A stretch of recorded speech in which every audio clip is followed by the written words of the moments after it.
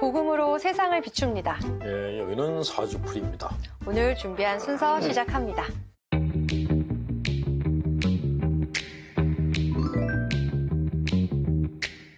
신부님, 우리 교회 안에는요, 신앙과 이 현실 사이에서 답답함을 느끼는 분들이 꽤 계신 것 같은데요. 혹시 이분들에게 권하고 싶은 복음서가 있으실까요? 뭐 복음서보다는 그 책이 도움이 될 것 같은데. 어떤 책이요? 일단 설명을 좀 드리고. 네. 신앙과 현실 사이에서 답답함을 느끼는 이유가 뭐냐면, 우리가 갖고 있는 셀프, 자기라고 하죠. 이 자기가 두 개가 있어요.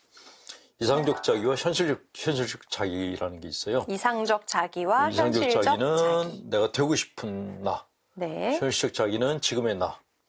근데 우리 교회에서는 이상적 자기를 많이 강조하는 편이에요. 그러니까 성인이 되라, 순교자가 되라 그랬잖아요. 네. 그건 지금의 내가 아니죠. 맞아요. 예, 돼야 되는 나란 말이죠. 근데 그렇게 이상적 자기에서 계속 얘기를 하다 보면은 네. 내가 관심 대상에서 벗어나는 거예요. 그러니까 답답한 거죠. 그렇죠. 나는 그러니까 성인들이 이렇게 살았는데 나는 지금 성인들처럼 사는 게 문제가 아니라 나는 지금 우울하고 불안하고 답답하고 뭔가 갈등이 있는데 네. 이거에 대한 얘기를 하지 않고 계속 성인들의 삶을 본받으라 그러니까 이게 뭔가 이렇게 왜 내가 초점의 대상이 아니지? 약간 괴리가 생겨요. 괴리가 생기죠, 당연히.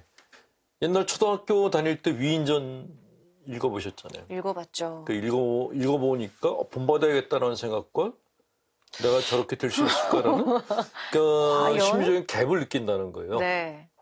그게 바로 신앙과 현실 사이에서 생기는 그런 어떤 그 갭, 거기에서 답답함을 느낄 수밖에 없다라는 것이죠.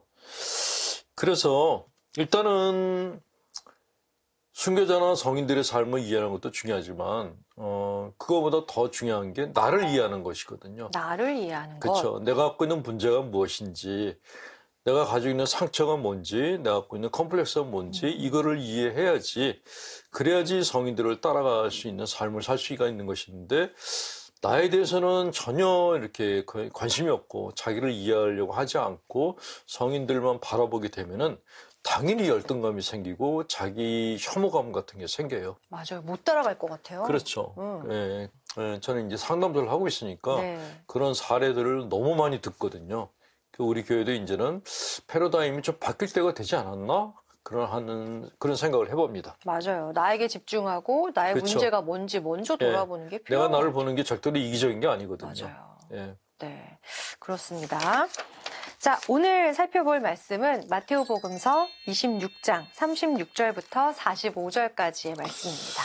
예, 이 부분은 겟세마니 동산에서 예수님이 기도하셨던 내용이 나오고 있습니다. 예수님이 제자들과 함께 겟세마니라는 곳에 가셨어요. 그 제자들한테 내가 저기 가서 기도하는 동안에 너희는 여기 앉아 있으라 그랬습니다. 네. 베드로와 제베데의 두 아들만 셋만 데리고 이제 가셨어요.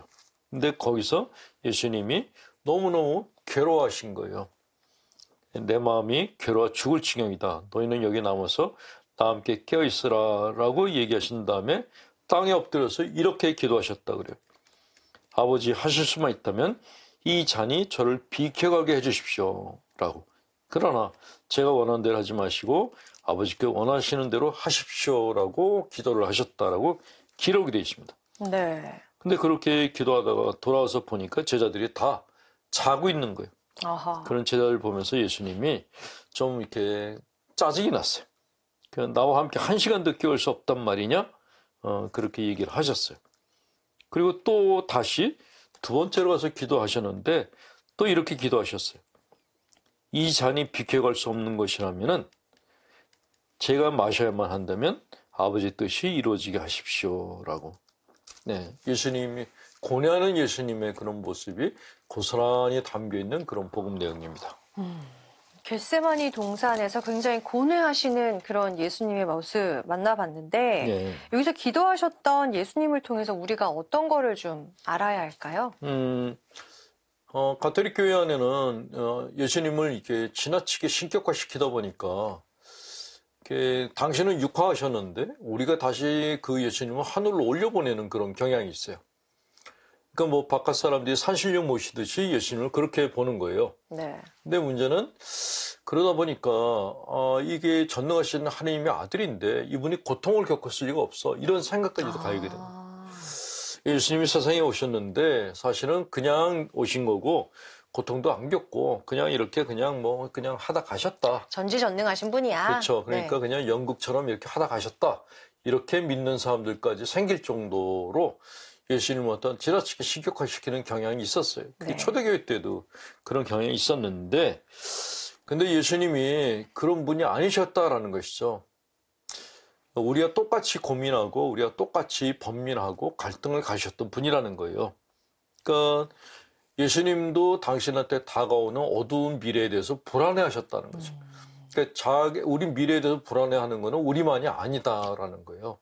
예수님은 똑같이 두려워하셨다는 거죠. 더군다나 당신은 당신 운명을 아셨잖아요. 네. 그 운명이 별로 좋지가 않은 거예요. 그러니까 더 두려움이 컸죠. 그러니까 뭐 당당하게 나 이 길을 가렵니다. 이렇게 기도하지 않으시고 하실 수만 있다면 이 잔이 비켜가게 해달라고. 비켜가게 해주세요, 아버지. 네, 나 이 길을 가기 싫다라는 했는데 거죠. 무섭다는 거죠. 그래도 최후에는 그래도 아버지의 뜻대로 하십시오. 네, 뜻대로 하라고. 하시잖아요. 근데 뜻대로 하시라고 하는데 그 마음이 그렇게 정말 편했을까? 그런 생각은 들지 않는 거예요. 그래서 그런데 그런 예수님이 우리 입장에서는 굉장히 친근감이 가는 거예요. 만약에 예수님이 아무 고통을 안 느끼고 그냥 신적 존재라고 한다면은 그냥 예수님 앞에다가 재물 갖다 놓고 뭐 갖다 놓고 우리 기도 좀 들어주십시오라고 그렇게밖에 할 수가 없는데 네.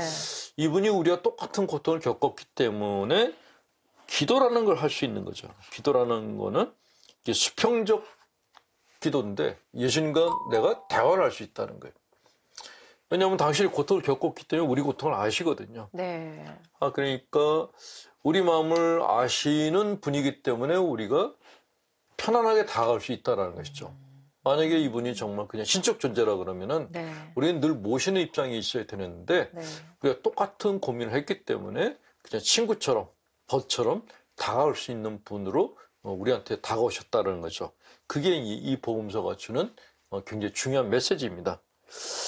또 하나는 네. 제자들에게 깨어 있으라고 했어요.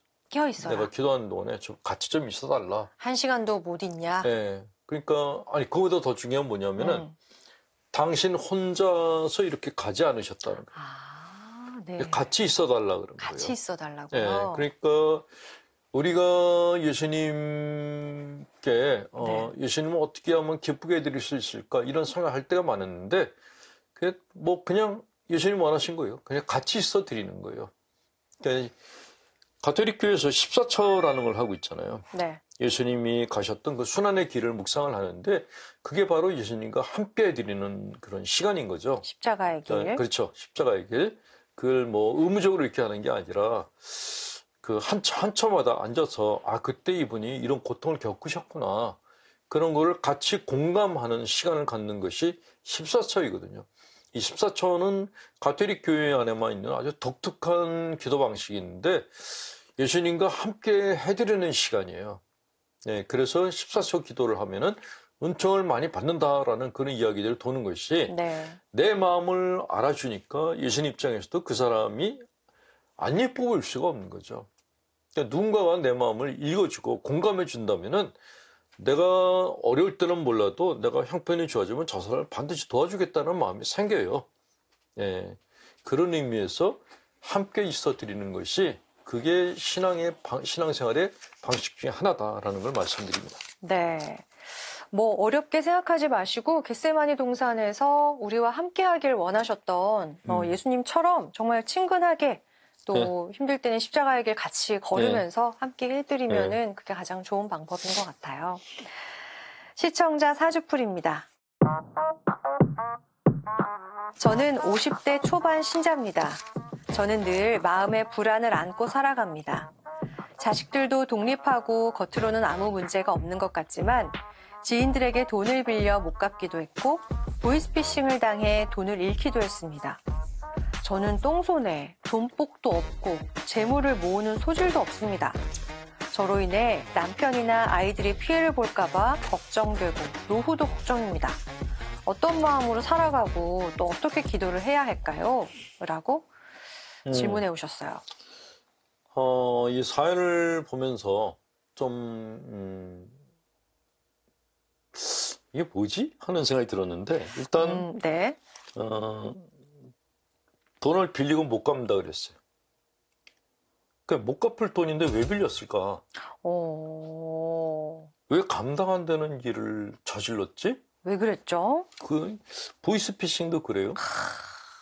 기가 얇다는 거예요. 안타까워요. 예.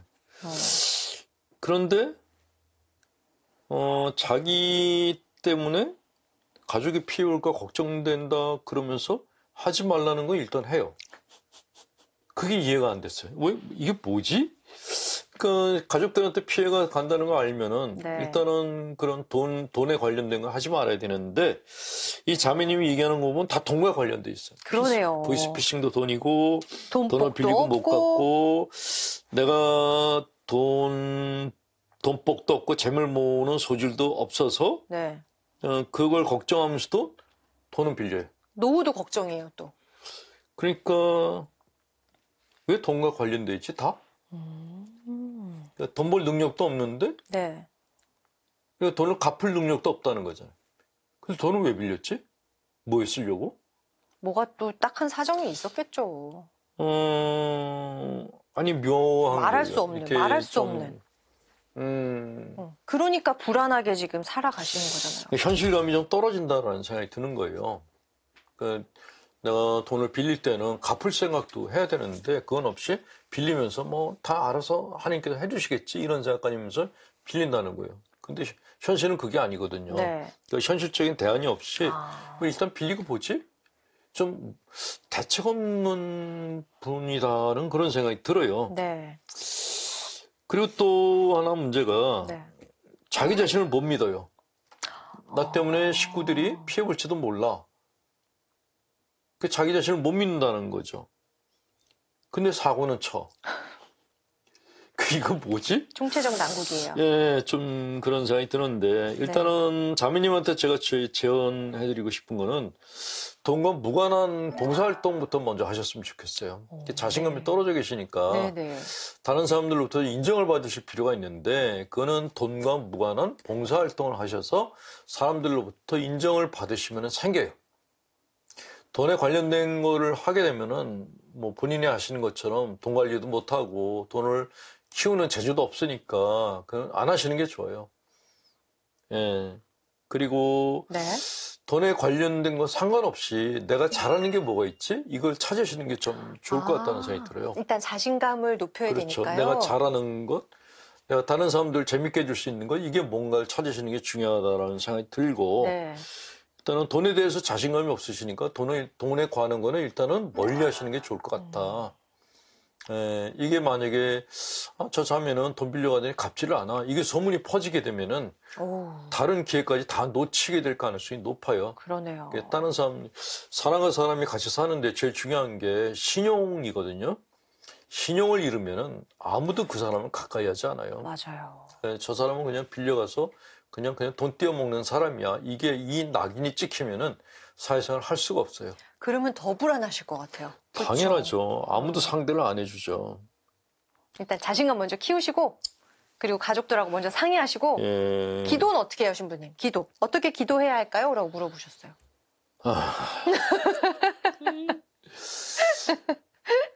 어떻게 기도하실지 기도해요? 모르겠는데 예수님도 참 대략 난감하실 것 같아요.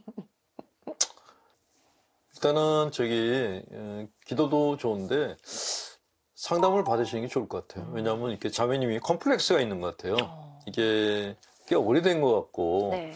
그 컴플렉스 때문에 뭘 자신이 없는데도 저지르고 나는데 후회하고 이게 반복되고 있거든요.